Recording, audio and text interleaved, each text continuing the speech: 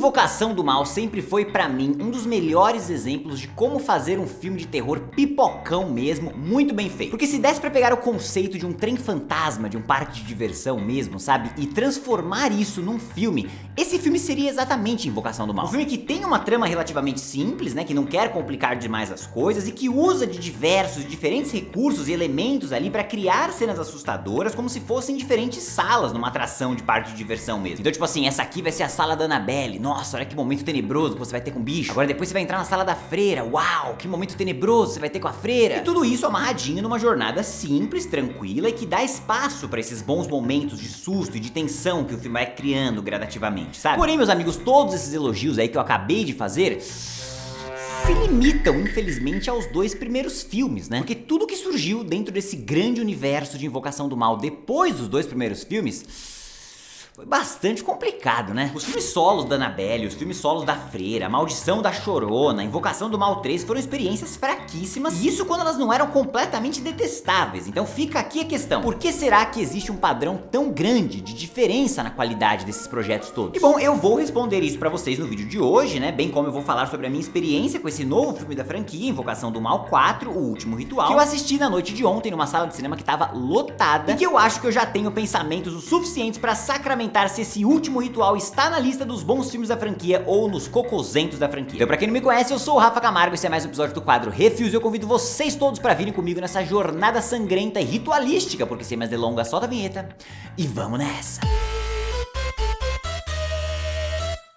Muito bem, meus queridos e minhas queridas, antes de começar, já quero te agradecer por ter clicado aqui na minha carinha mais uma vez. Seja, claro, muito bem-vindo, é sempre uma honra ter sua presença por aqui. E aproveita nesse momento do vídeo para deixar o like aqui embaixo, tá? Isso me ajuda demais. Se inscreve no canal também, ativa sininho de notificações. E não deixe, é claro, de conferir o quadro No Cafofo do Camargo, exclusivo pros membros aqui do canal. Tá rolando muita coisa legal por lá, você não vai querer perder. Semana que vem eu vou gravar com o Jeff, editor aqui do canal, pra gente poder se divertir, responder umas perguntas malucas por lá também. Então, cola com nós que você vai curtir. Mas eu sei que não foi pra nada disso que você clicou aqui, você quer me ver falar de Invocação do Mal 4 e se aqui valeu a pena ou não, e se fechamos de fato bem essa saga. Então eu não vou deixar você esperando. Invocação do Mal 4, O Último Ritual, conta a história da família Warren, agora com a filha deles mais velha, né, já prestes a se casar, e com eles mais parados na vida de investigação paranormal por conta de um problemão de saúde do Ed. Ele tá com uns bagulho no coração que impede ele de tomar susto, né, então ele vai ter que se cuidar um pouco, né, ele não pode tomar jump scare, né, que é a base fundamental desses filmes todos. Porém, um item do passado dos Warren acaba misteriosamente entrando em contato com uma família ali na Pensilvânia, ou na Filadélfia,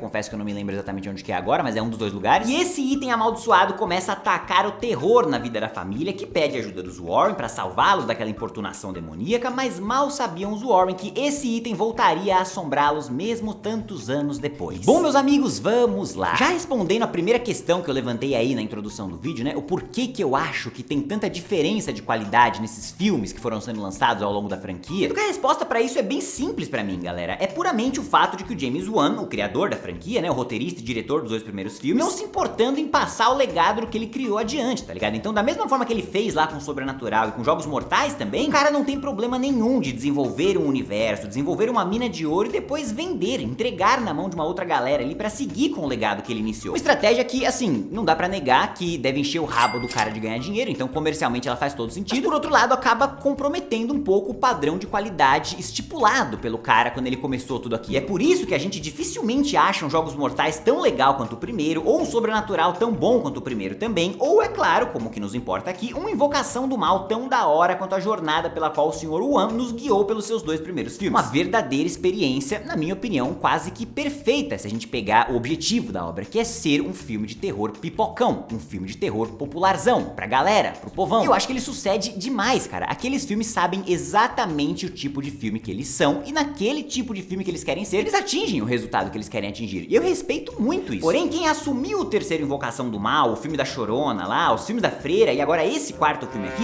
é um jeca tatu chamado Michael Chaves, meus amigos, que de boa é um cara que me dá raiva só de lembrar dos filmes que ele dirigiu e que eu tive que assistir. E aqui eu não vou passar pano não, rapaziada, esse cara é ruim, velho. Esse malandro aqui é ruim, cara. Puta, é muito fraquinho mesmo. E muitas das coisas que eu detesto no trabalho dele, infelizmente vieram aqui pra Invocação do Mal 4 também, confirmando a minha suspeita, é claro, de que não seria aqui no seu 12º filme que o cara ia melhorar. melhorar, né, meu povo? Mas então vamos logo falar do filme, né, e consequentemente do Michael Chaves e do trabalho dele, e o porquê que eu acho que ele é tão incompetente quando o assunto é terror. Primeiro de tudo, nosso amiguinho da direção aí nunca entendeu e continua sem entender aqui que o medo mora na incerteza, mora na insegurança. Ele não consegue entender que a gente tem medo do que a gente não compreende e que por isso um filme de terror, mesmo sendo um terror mais pipocão como os dessa franquia aqui, funcionam bem quando o terror vai crescendo conforme o avanço do filme, tá ligado? Então começa com uma sombra, com um barulhinho estranho ali, depois passa pra uma palminha que não era pra estar ali, depois passa pra uma aparição que começa a criar um tipo de forma, e aí só no final do filme, quando a aflição, quando a tensão já tá no alto, que a gente tem o bichão de CGI lá pro grande finale do projeto, sacou? Você tá entregando uma experiência que é tipo um trem fantasma, meu querido Michael Chaves, não se esqueça disso. Então a parada tem que ser gradativa, não dá pra você ficar usando a mesma fórmula que você vai colocar lá no final do filme no começo, porque aí quando você chegar com ela no final, já não tem impacto nenhum, o bagulho tem que ser gradativo. Mas ele não consegue entender isso, rapaziada, é impressionante, cara. Esse camarada aqui acha que o medo tá em ficar mostrando os bichão de CGI, dando jumpscare, literalmente a cada 5 minutos, brother. Não tem construção de terror aqui, não tem atmosfera, não tem subjetividade, não tem medo do desconhecido, não tem nada. Aqui até a coitada da boneca Annabelle, que sempre foi usada como um artifício de subjetividade nos outros filmes, né? Ou seja, ela nunca saiu andando e caçando ninguém, o terror dela sempre consistia nela mudando de posição, mexendo a cabeça e coisas mais sutis e subjetivas assim. Mas aqui não, cara. Aqui até a coitada da Annabelle tem que virar um bichão de CGI pra caçar gente no filme. Nem a pobre da Annabelle sobreviveu ao estilo de terror maldito que esse cara acha que dá medo. Então esse é o terror de Invocação do Mal 4, meu povo. Infelizmente, uma sequência de cenas com nada de atmosfera amedrontadora, nada daquela sensação tenebrosa de estar assistindo um bagulho que vai te contaminando aos poucos, nada que vai te deixar pensando depois, nada. É só um monte de bichão de CGI aparecendo na tela ali a cada 5, 10 minutos, dando um grito pra você. Umas cenas que, cara, eu vou te falar, nem os próprios jumpscares funcionaram comigo, brother, porque todos eles são tão telegrafados, você consegue ver eles chegando ali com 15 minutos de antecedência que nem aquela sensação legal e gostosa de tomar um susto eu consegui tirar dessa experiência. Então, não, respondendo a pergunta que eu mesmo fiz aí, não foi com Invocação do Mal 4 que o Michael Chaves aprendeu a fazer terror. Considerando que esse aqui é um filme de terror,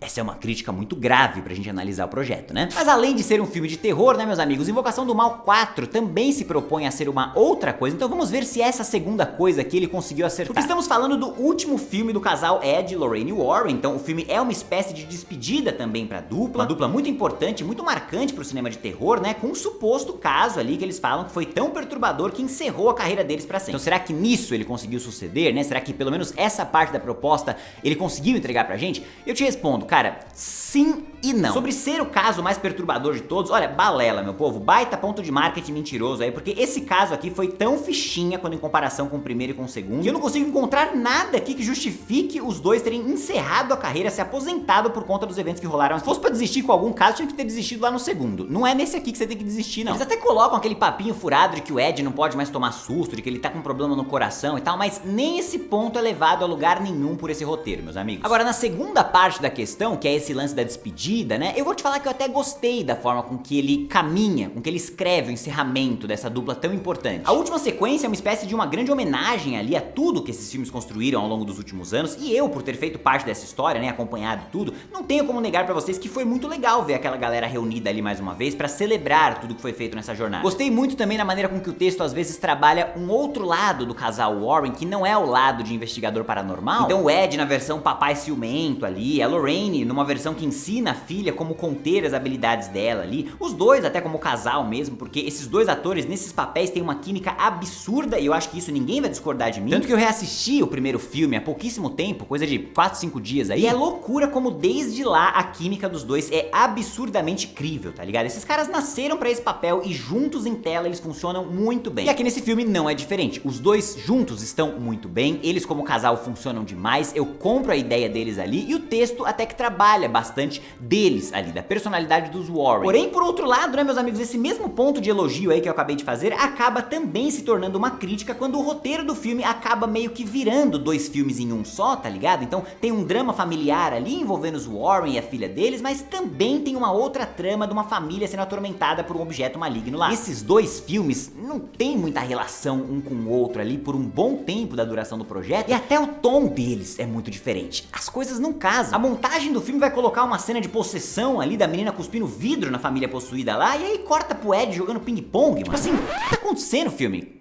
O que você tá querendo dizer com isso, cara? Você destrói o tom das duas cenas individualmente quando você faz isso. Sem contar que uma outra coisa que o Michael Chaves nunca conseguiu entender direito é como distribuir a importância narrativa para as famílias possuídas lá e pros Warren que vão resolver as coisas. Eu vou explicar aqui pra vocês. Novamente, eu reassisti o primeiro filme há pouco tempo e é impressionante como lá a família tem personalidade, cara. A gente conhece o pai, a mãe, todas as filhas e cada personagem tem um papel fundamental para aquela história. Tem uma cena espetacular do pai conversando com o Ed ali, arrumando o carro, onde eles criam um vínculo, onde eles se abrem e cada um conta os seus traumas ali. Então lá a família era viva, sacou? Eles estavam vivendo aquilo, eles precisavam de ajuda pra aquilo. Os Warren também sempre foram personagens excelentes desde o primeiro filme, mas a família era viva. Eles pareciam pessoas reais. Eu comprava a ideia e o drama deles. Algo que aqui o Michael Chaves e o seu time de 3 roteiristas se mostram completamente incapazes a todo momento de fazer, de construir no seu núcleo da família ali o mínimo de personalidade pra eu me importar, pra eu conhecer cada um deles. Com isso, é claro, pra eu desenvolver algum tipo de vínculo ali com uma galera que tá amaldiçoada, pra eu torcer por eles. Nesse filme de Invocação do Mal, bem como no terceiro filme, pra gente falar bem a verdade, foda-se a família, cara. Eles estão lá unicamente pra serem vítimas de cenas de jumpscares e pros Warren terem um caso pra poder investigar. E aí, por conta disso, que algumas decisões estúpidas são tomadas, como o fato de eu ver uma cena completamente sem sentido, como aquele jumpscare na sala dos espelhos, mas não ver uma outra cena importantíssima pra história, que é de uma velha sendo empurrada da escada por parte do espírito que tá assombrando a casa. Por que eu acabei de assistir a cena dos espelhos, que não tem sentido e importância narrativa nenhuma, e eu não vi uma outra cena que tem muita importância narrativa e que eu deveria ter assistido o filme? Simples, porque o roteiro não sabe trabalhar o núcleo da família, porque não tem nada ali, cara. Não tem substância, não tem profundidade, não tem nada ali. Aquele núcleo serve única e exclusivamente pra gente ter cenas de jumpscare e ter um caso pros Warren irem investigar. E aí, como a investigação deles eu achei meio merda, o caso em si eu achei fraquíssimo, e como as cenas de terror, que nem eu falei pra vocês aí, nem os jumpscares funcionaram direito, eu te pergunto, meu cara, o que sobra aqui pra gente concluir esse capítulo final da franquia? Nada!